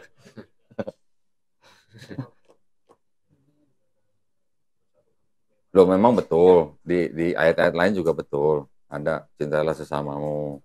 Seperti kamu mengasihi diri sendiri. Tapi kan ada ajarannya kasihilah musuhmu. Kalau ditampar pipi kanan, kasih pipi kiri. Walaupun diartikan jangan membalas kejahatan dengan kejahatan. Jadi kalau ada penjajah datang, lu nggak boleh balas. Dia minta emas, kita kasih banyak. Kan ada ajarannya kalau ada yang minta berjalan dengan kamu 1 mil, kamu berjalan 2 mil gitu. Jadi kalau diminta 1 malah suruh ngasih 2 gitu. Jadi kalau saya minta emas 1 ton, kamu harus kasih saya emas 2 ton gitu. Kira-kira ya yang tadi di salah satu alasan itu adalah ajaran yang tidak praktis atau tidak bisa diterapkan sebenarnya. Nah kan malah ditulis kan, negara Kristen mana yang bisa menjalankan ajaran praktis seperti ini gitu. Kan nggak ada. Bahkan nggak ada yang pakai hukum syariah ya, nggak ada kan? Nggak ada. Ini bukan kita sentimen, bukan Boy. Tapi cuma ngeliat dari ayat-ayat aja, cuma berdasarkan teks aja. Ada kan ayatnya kan? Iya. Fakta sejarahnya juga ada. Ada. Jadi kalau orang-orang Indonesia yang waktu itu mau masuk Kristen, alasannya apa? Penjajah datang, bangsa dijajah. Tapi ada yang mau masuk agama Kristen. Alasannya apa kira-kira? Kasihilah musuhmu. Kasihilah musuhmu mungkin itu. biar bisa jahatin orang cuman nggak dimarah. Atau bisa hidup aman atau enak gitulah ya, kan bisa begitu ya. Bisa ikut berdagang atau bisa maksiat tanpa tanggungan dosa. Udah ditebus. Iya. Kata pakai nama agama paling enak. Ya iya memang. Makan babi boleh. Mabuk mau apa? Berarti konsep keselamatan itu kalau udah ditebus dosa, udah ngapa-ngapain aja boleh? Sebenarnya sih bukan begitu juga. Bukan berarti udah masuk Kristen terus boleh ngapa-ngapain, boleh bunuh orang, boleh judi, boleh mabok, bukan. Ya mereka tetap harus hidup di jalan Kristus katanya. Hidup di mengikuti salib Kristus katanya gitu. Tapi ya itu mengikuti salib Kristusnya berarti lo kalau ditampar pipi kanan nggak boleh kasih pipi kiri. Nanti kalau ditanya begitu, nanti mereka kan bilang itu kan kalimat majasi gitu kan. Majasi ya. Jadi dianggapnya itu kiasan. Tapi gimana caranya mengambil itu sebagai kiasan coba? Artinya mereka diartikan tidak boleh membalas kejahatan dengan kejahatan. Jadi kalau rumahnya dirampok, diam aja tuh gimana? Diam aja. Atau ada keluarga yang dibunuh, diam aja tuh gimana? Atau lapor polisi? Iya gitu. Pasti lapor polisi kan? Kenapa? Karena ada hukum. Lapor polisi. Lapor polisi ada hukum, artinya mereka kan minta keadilan. Nah, kalau minta keadilan kan berarti ingin membalas dengan hukum gitu. Gitu. Kalau memang ajaran kasihilah musuhmu, ditampar pipi kanan, kasih pipi kiri itu adalah ajaran yang bisa diterapkan, kenapa di salah satu tembok di Harvard University itu nggak dipampang gitu, ditampar pipi kanan, kasih pipi kiri gitu? Nggak ada. Yang ada malah Harvard University mencantumkan salah satu ayat di Quran. Tahu kan? Berarti kan ayat Quran itu apa? Adil dan bisa diterapkan. Yang paling penting kan bisa diterapkan. Praktis. Praktis berarti bisa diterapkan. Nah waktu itu pernah ada ibu-ibu di sini. Kamu pernah nggak ditampar pipi kanan kasih pipi kiri? Enggak lah kata gitu. Loh kenapa? Saya bilang sakit kata gitu. Loh berarti kayak ngikutin Bible gitu. Ya, nggak tahu ya katanya. Nah, tapi tujuan kita belajar ini bukan kita untuk apa ya, untuk mencari musuh atau enggak. Kita tetap harus menghargai.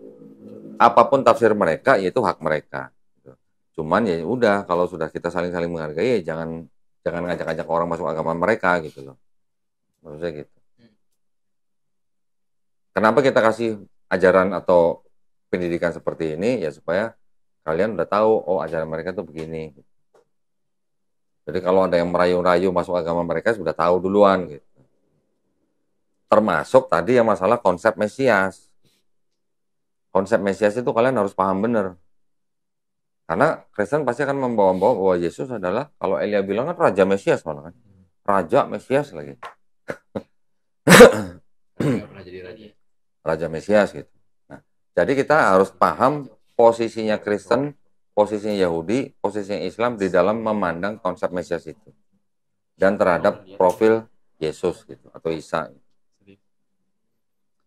Mbak Sina ada pertanyaan yang lain? Kata Elia itu kan Yesus sama Isa kan beda tempat lahir, jadi bukan Yesus itu katanya. Dia hanya melihat dari kisahnya yang berbeda. Kisahnya berbeda, maka dianggap profilnya atau sosoknya tidak sama. Udah saya tunjukin kan di Bible ini.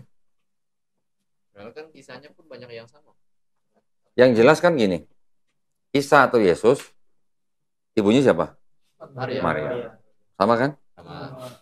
Terus juga Maryam juga mendapatkan atau dikunjungi oleh malaikat Jibril kan? Ya. Atau Gabriel. Ya. Sama juga kan? Perawan suci. Ya, perawan suci. Terus kemudian Isa atau Yesus ini banyak membuat mukjizat. Ya. Betul. Sama kan? Sama. Terus kemudian Yesus dan Isa ini adalah utusan untuk Bani Israel. Sama nggak? Sama.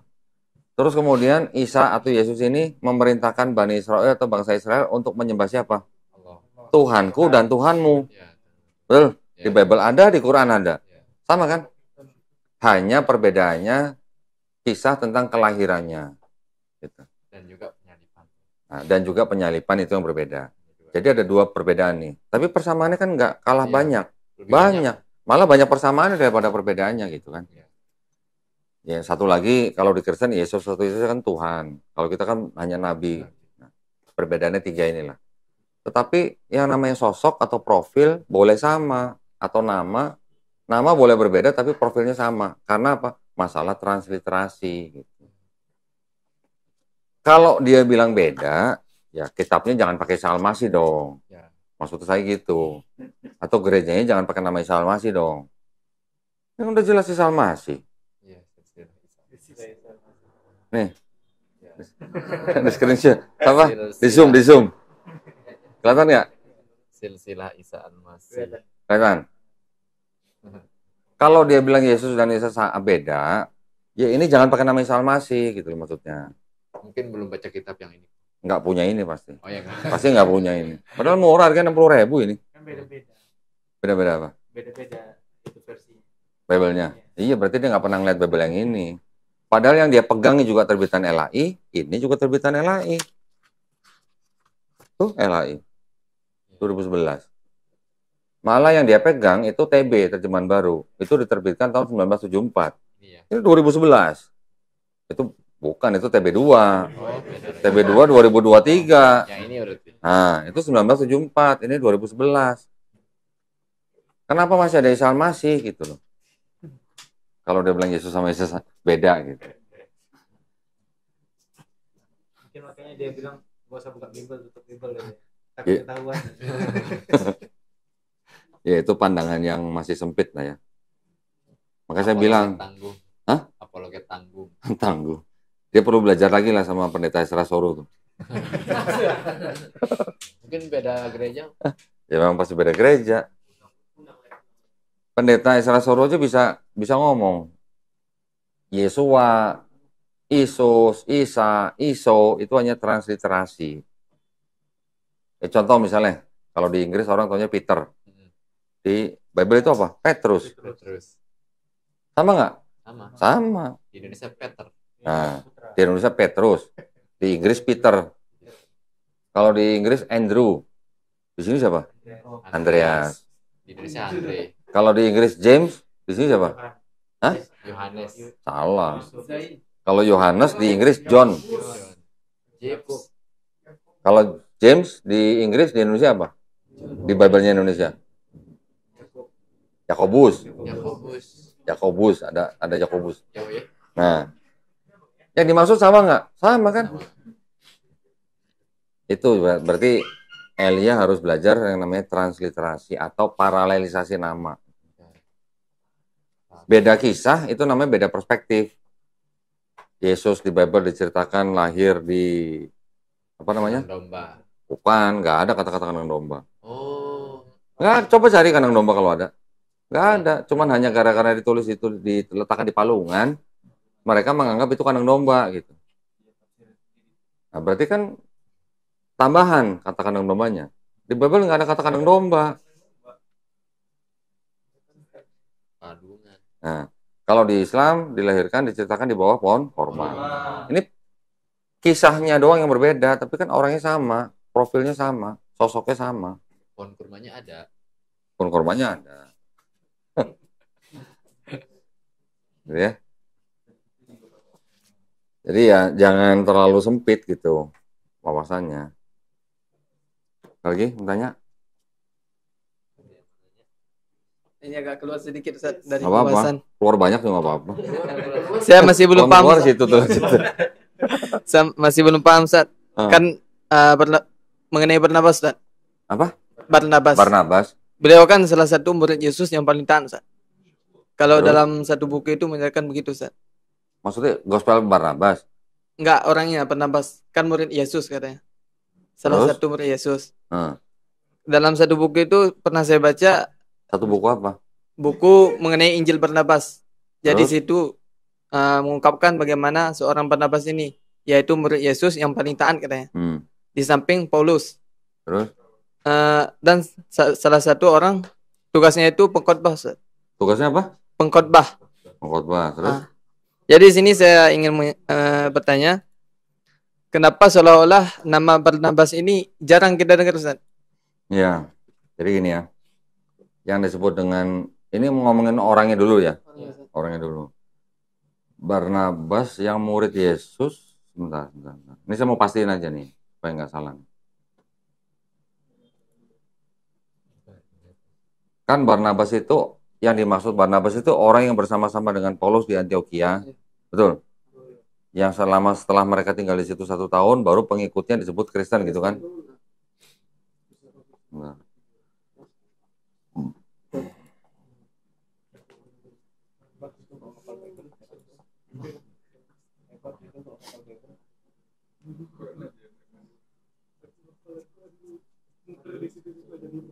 Yang ditanyakan berarti orang yang bersama Paulus itu hubungannya apa gitu dengan Injil Barnabas gitu atau gimana?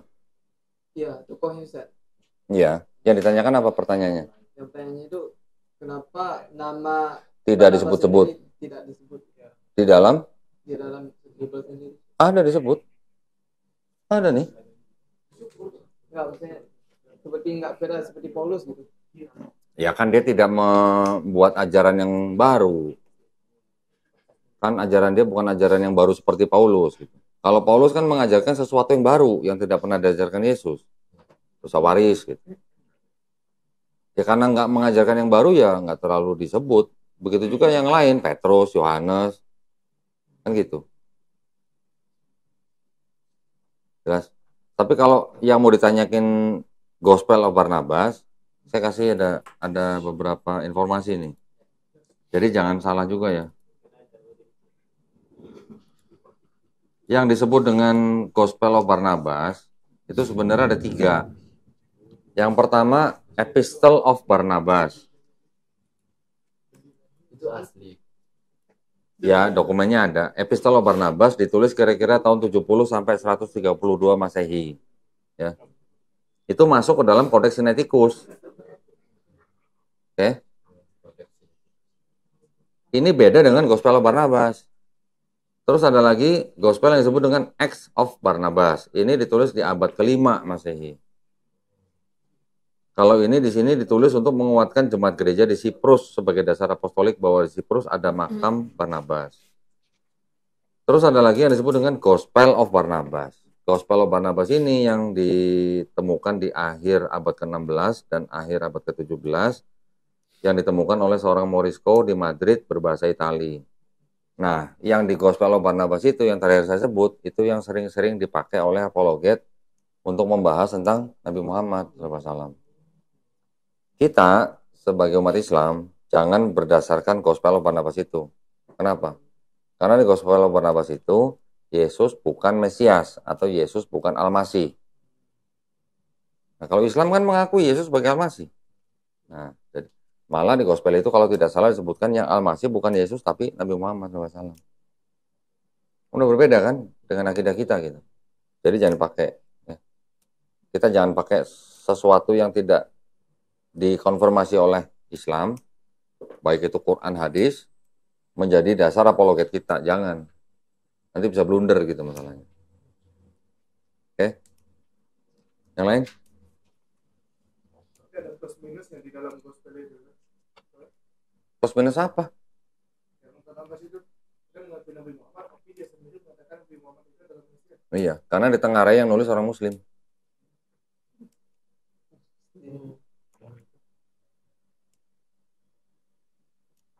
Jadi kita nggak boleh pakai ya. Nah, di Gospel of Barnabas itu juga ditulis bahwa yang menggantikan Yesus salib adalah Yudas Iskariot. Nah, sedangkan kalau di Quran, tafsir Quran, yang diserupakan dengan Yesus kan tafsir Ibnu Katsir kan memang Yudas Iskariot.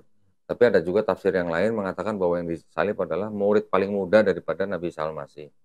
Kalau tafsir kita nggak boleh pegang sebagai suatu yang final loh. Itu baru tafsir loh ya. Yang kita pegang tetap Quran gitu. Atau hadis sahih.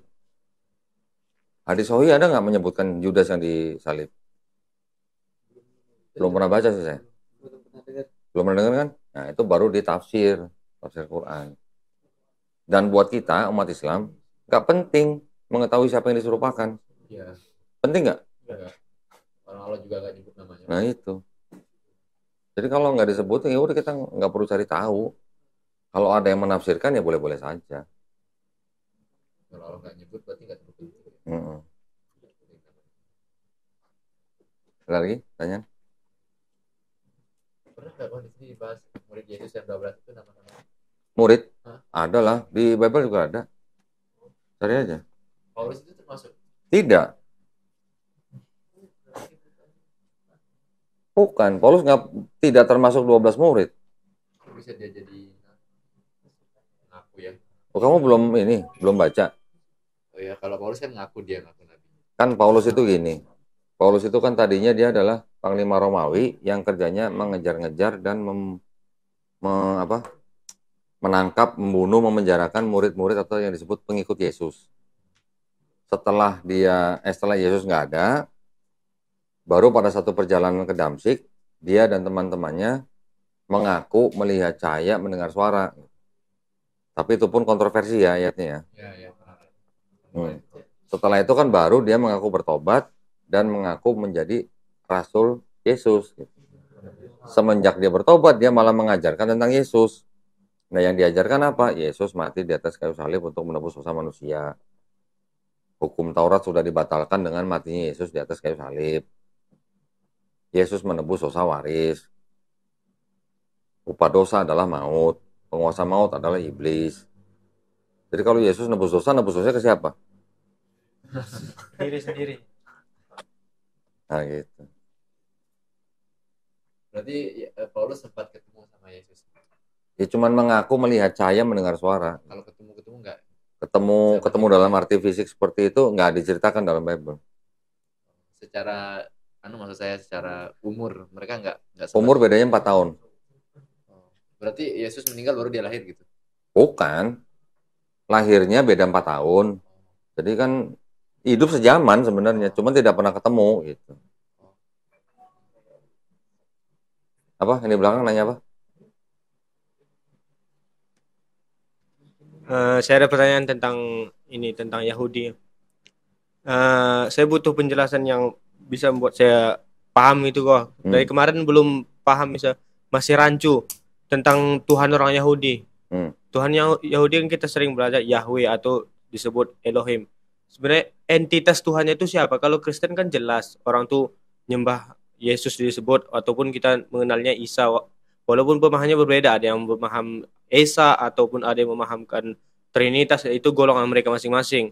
Tuhan mereka kan jelas tidak bisa. Entitas Tuhan Yahudi itu sebenarnya siapa? Kan Yahweh dan Elohim itu kan sebutan aja.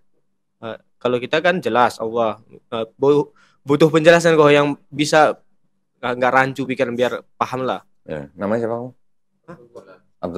Abdullah. Kayaknya saya udah pernah jelasin deh. Pasti iya karena kamu duduknya selalu di belakang ya, jadi nggak nyatet kayaknya kamu nih. Nggak. Saya ulang, kamu catat ya.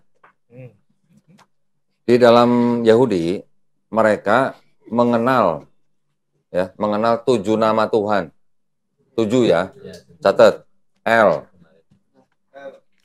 Eloah, Elohai, Elohim, El Shaddai, Yod He Vav He, atau yang disebut dengan tetragrammaton. Yang terakhir baru Zevaot. Kamu pernah catat? Dia pernah catat, berarti kamu nggak pernah catat. Nah, makanya 7 nama itu adalah 7 nama Tuhan yang dikenal oleh Yahudi. Oke. Sekarang rabi-rabi Yahudi itu mengetahui bahwa yang namanya tetragrammaton yang tadi, Yod He Vav He itu setara dengan nama Allah di dalam Islam. Atau dalam bahasa Arabnya itu Allah gitu. Siapa yang menerjemahkan itu? Rabi Saadia Gaon. Rabi Saadia Gaon itu hidup kira-kira di abad ke-9 lah. Dia menerjemahkan kata Yod He Vav He itu tadi ke dalam bahasa Arab menjadi kata Allah. Itu ada karyanya kalau mau dibuka www.biblejew.com. Oke. Jadi kalau ditanya siapa sosok Tuhan di dalam Yahudi, Tuhannya orang Yahudi itu adalah Tuhannya Abraham, Tuhannya Yakub, Tuhannya Ishak. Ya, siapa? Di dalam Islam kita mengenal ya Allah Subhanahu wa taala gitu loh. Apakah orang Yahudi mengakui bahwa Tuhannya orang Islam itu sama dengan Tuhannya Yahudi? Mengakui, sama. Tuhannya orang Islam itu juga Tuhannya Abraham, Ismail, Ishak, dan Yakub. Sama dengan Tuhan mereka. Itu hanya tadi masalah nama. Tetapi saya garis bawahin, kalau yang kata Yahweh, ya, orang Yahudi nggak kenal kata Yahweh. Y-A-H-W-E gitu. Orang Yahudi nggak kenal itu kata Yahweh. Mereka kalau menyebut yang 4 huruf itu, yang Yod-Heh-Vav-Heh, mereka menggantinya dengan kata Adonai atau Hashem. Ya. Kata Yahweh dari mana? Kata Yahweh ciptaan Kristen. Bukan Yahudi yang menciptakan. Orang Yahudi kalau suruh nyebut Yahweh nggak mau mereka. Itu bukan sebutan mereka untuk Tuhan gitu, bukan. Yahweh itu yang menciptakan siapa? Ini boleh catat nih. Yang menciptakan orang Kristen namanya Ginbrardus. Genebradus. Ginbrardus tulisannya. Bacanya Ginbrardus. Dia menulis di bukunya The Chronographia. Diterbitkan di Prancis tahun 1567. Nah, itu. Jadi kata Yahweh itu ciptaan Kristen. Orang Yahudi nggak kenal kata Yahweh. Orang Yahudi kalau nyebut Tuhannya, mereka menyebutnya dengan kata ganti Adonai atau Hashem. Siapa Tuhan mereka? Tuhan mereka itu adalah Tuhannya Abraham, Ismail dan Tuhannya Abraham, Ismail, Ishak, Yakub. Sama dengan Tuhan yang dianggap di dalam Islam Allah Subhanahu wa taala, sama. Jelas ya? Kalau kata Allah sendiri itu berarti orang itu tetap menyembah Allah gitu. Iya. Iya, yang mereka sebut El. El itu ya artinya Allah. El itu ya dari kalau di dalam Islam kita ada tulisan Ismail, ya kan? Il-nya apa? Ya artinya dari merujuk kepada Tuhan gitu. Israel, Ismail, kan sama kan? Terus Elia, Gabriel atau Jibril, kan ada il-nya. Il dengan L di dalam Ibrani dan Arab itu sama sebenarnya. Merujuk kepada Tuhan gitu. Jelas. Yang mana yang ragu? Ragunya di mana? Hah? Iya, yang disembah itu siapa? Kalau kata Allah sendiri itu ada nggak dalam bahasa Ibrani? Tadi kan ada Eloah, Elohim. Oh, itu, perhatikan, Eloh ya, dengan Allah kan mirip. Eloah dan Elohim itu. Elohim dengan Allah mirip nggak? Iya, mirip. Mirip. Ehad dengan Ahad mirip. Oh ya, seperti kata Ahmad dan Muhammad kan kalau bahasa Ibrani Emet ya. Ya, terus kata rahmat di Ibrani juga ada.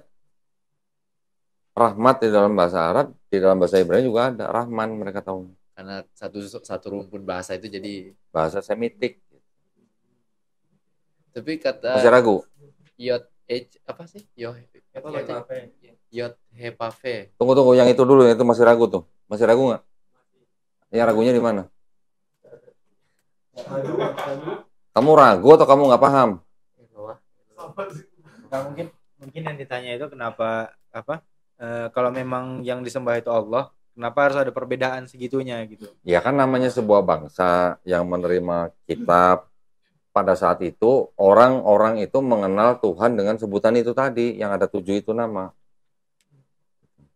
Tapi kan kalau misalnya kita bandingkan dengan yang di Islam yang turun di abad ke-7, di situ diturunkan dalam bahasa yang berbeda, tetapi profilnya kan sama. Profilnya sama, sosoknya sama.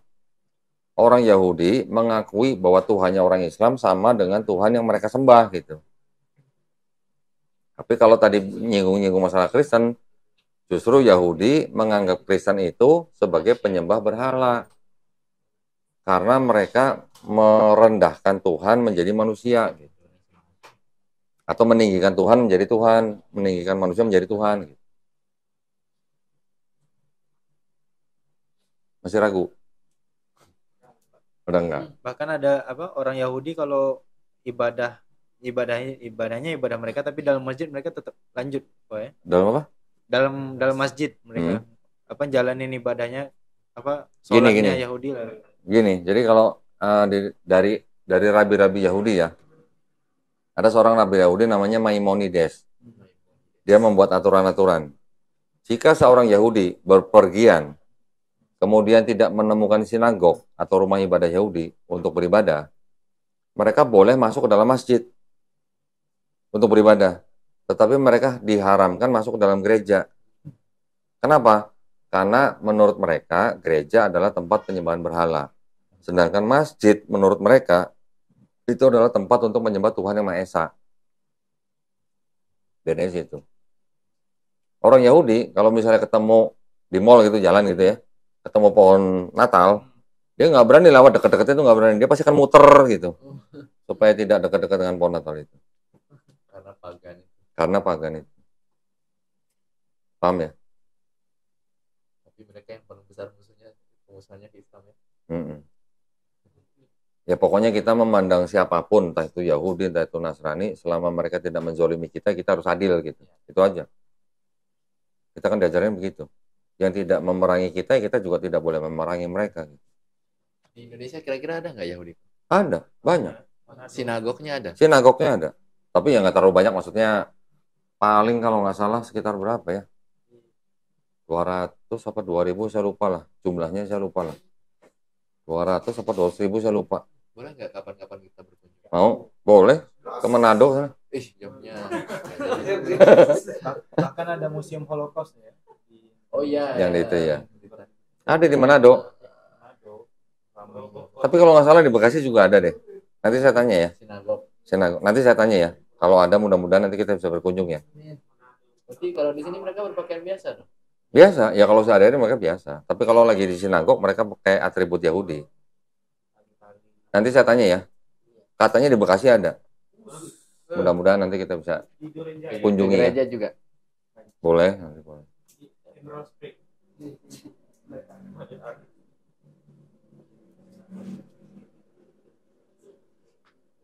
Udah lagi? Udah berapa menit? Hah? Sejam.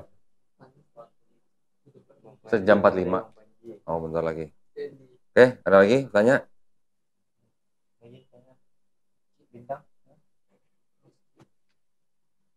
Bit, tanya Bit.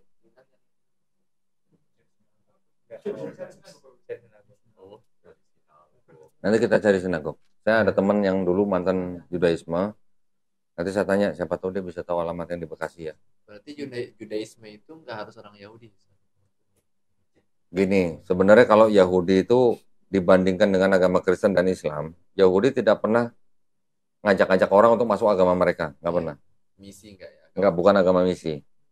Tapi mereka, kalau ada orang tertarik dengan agama Judaisme, terus mereka mau masuk, ya boleh-boleh saja. Tetapi ya persyaratannya mungkin, saya nggak tahu persisnya ya persyaratannya, nanti boleh tanyain ke rabinya. Jadi dianggapnya sebagai pelaku Judaisme. Gitu. Ya, pelaku gitu ya. Bukan berarti kalau masuk agama Judaisme terus dianggap sebagai orang Yahudi, bukan. Hanya sebagai pelaku gitu. Karena untuk menentukan dia orang Yahudi atau bukan, di dalam tradisi Yahudi itu ditentukan dari darah ibunya. Tetapi untuk menentukan sukunya, dia suku apa, itu harus ditentukan dari darah ayahnya. Ya. Cobalah nanti kita satu waktu lah buat diambil buat sesi kunjungan gitu ya. Biar tahu namanya. Ya. Yang lihat doang. Nanti tanya, bener nggak? Nanti boleh ditanya ke mereka, bener nggak kalau di suatu tempat nggak ada sinagog, mereka boleh masuk masjid gitu? Tanya aja. Ya. Saya pernah jalan-jalan di sebuah pusat perbelanjaan bareng dengan teman saya seorang pelaku Judaisme.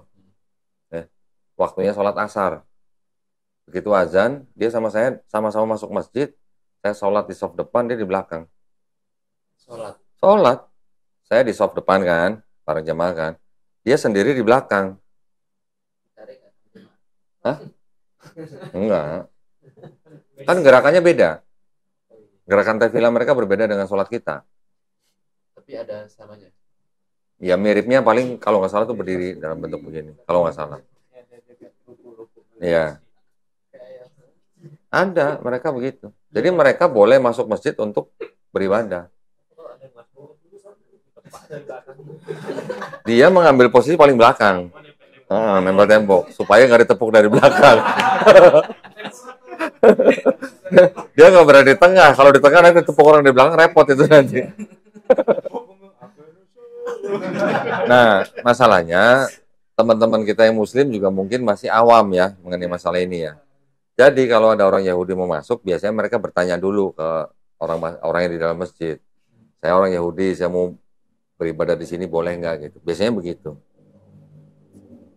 Soalnya kalau enggak, apalagi kalau di masjid-masjid kampung, nanti begitu orang Muslim lihat ini sholat tapi beda sama kita gitu, agama apa tuh gitu, ntar bilangnya gitu.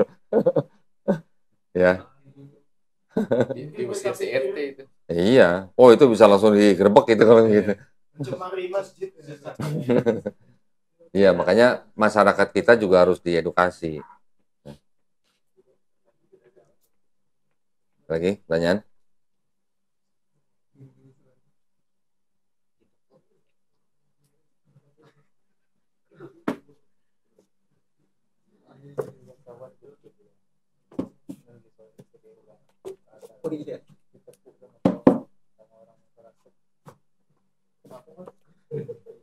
Siapa? Dia lagi sholat. Cukup?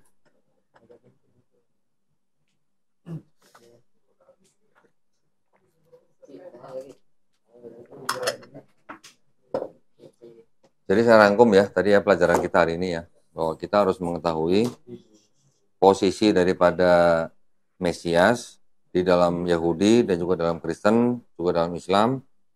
Dan tadi kita sudah membahas 25 alasan bagi Yahudi Rabbinik atau yang Yudaisme, mengapa Yesus bukan Mesias yang dijanjikan gitu ya.